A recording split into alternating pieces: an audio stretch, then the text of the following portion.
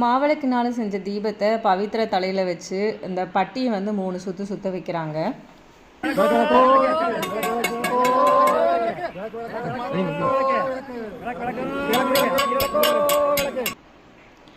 அந்த பட்டியை 3 சுற்று சுற்றிட்டு அதுக்கப்புறமா அந்த தெப்ப குளத்தையும் 3 சுற்று சுற்ற வைக்கிறாங்க.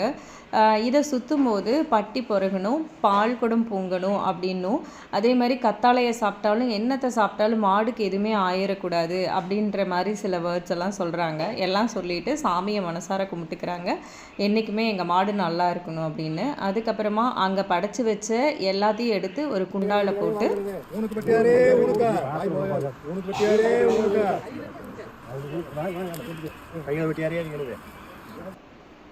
மாட்டுக்கு சாப்பிட கொடுத்துட்றாங்க. மாடு சாப்பிட்டதுக்கப்புறமா நம்மளும் வயிறார நிம்மதியாக எல்லாத்தையும் சாப்பிட்றோம். இந்த பொங்கல் சாப்பாடு, ரசம், குழம்பு செம்ம டேஸ்ட்டாக இருந்துச்சு.